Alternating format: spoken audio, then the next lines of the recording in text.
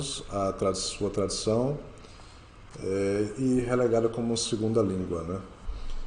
Mas, ao longo desse tempo, com a dispersão, os judeus passaram a ter dificuldades de ensinar essa língua. Por quê? Porque a língua ela é um abjad, ou abjad, com J. O que é um abjad? Abjad são línguas que não têm vogais.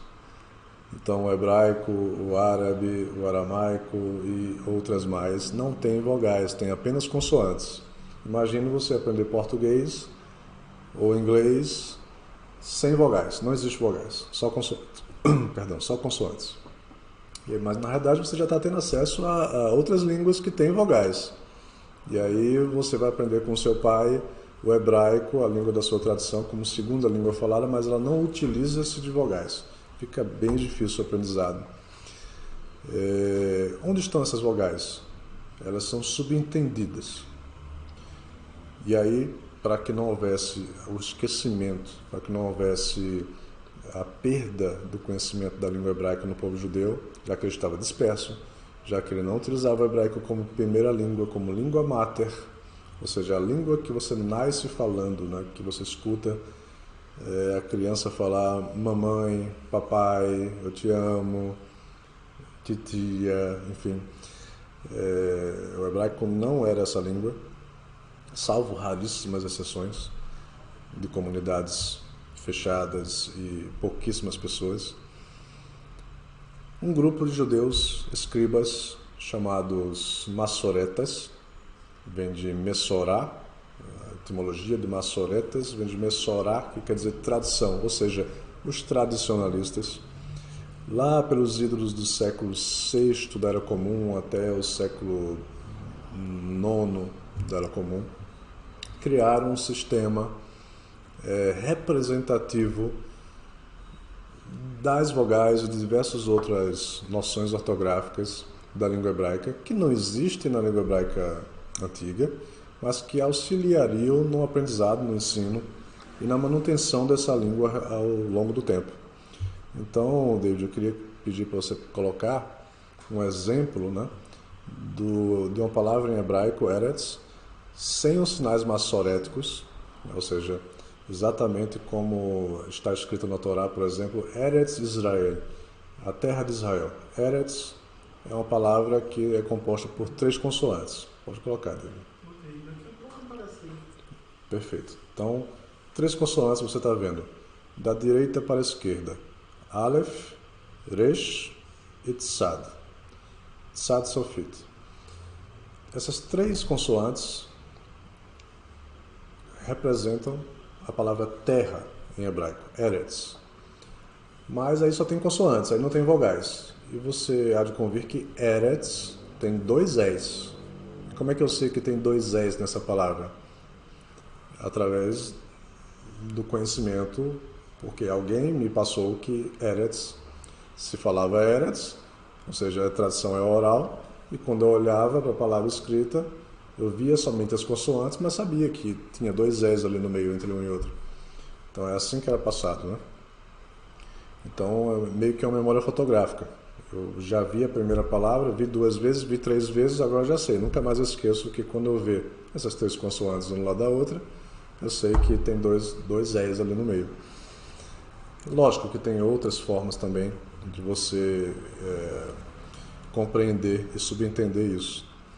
Agora, David, coloca Eretz após o trabalho dos massoretas. Eles criaram esses sinais para identificar que existem ali 2 Es, né?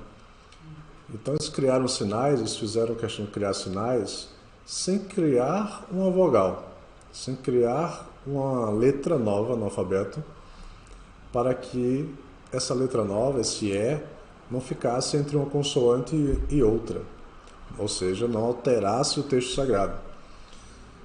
Isso aconteceu com diversas línguas, né? Ao longo do tempo foram se criando novas letras e esses textos escritos na língua antiga foram sendo adaptados.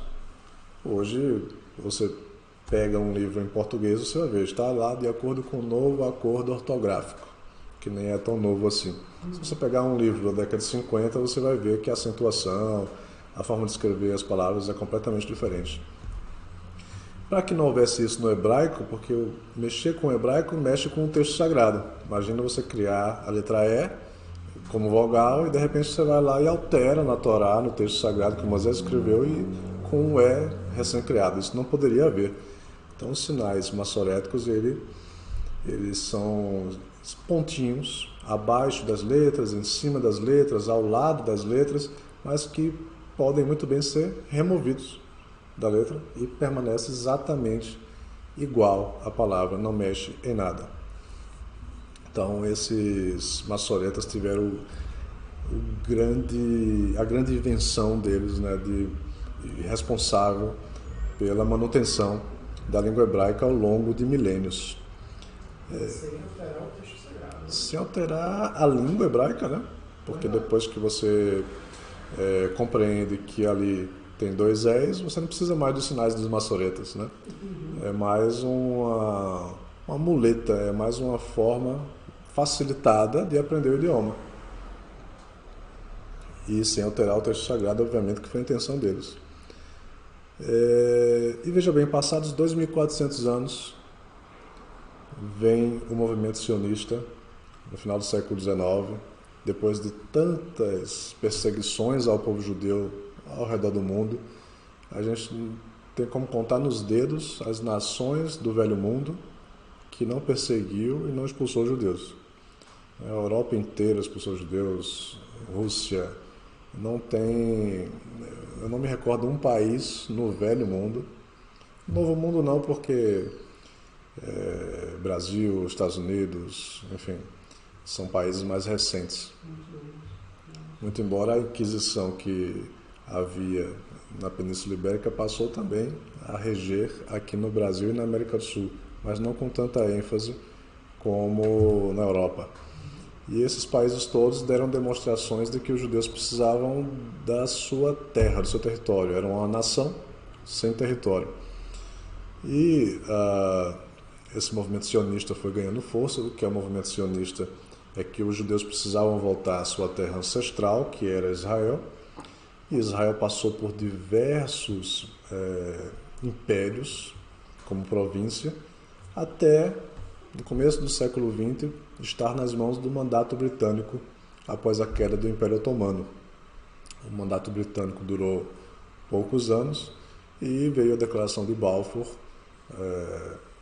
que foi um ministro inglês ligado com autorização da realeza britânica, e emitiu a declaração de que via com bons olhos a criação de um Estado judaico pelos judeus e pudessem retornar à sua terra. Então começou a haver essa migração de judeus do mundo inteiro para a terra de Israel, migração que foi de certa forma interrompida pelo advento da Segunda Guerra Mundial. E na Segunda Guerra Mundial todos sabem o que houve, né? O extermínio de 6 milhões de judeus, que nosso atual presidente parece desconhecer. E a consequência boa vinda da Segunda Guerra Mundial foi a pressa em se fundar um Estado de Israel, porque viu-se de uma vez por todas que era necessário criar-se realmente um Estado para os judeus, para que não voltasse a acontecer uma atrocidade como essa.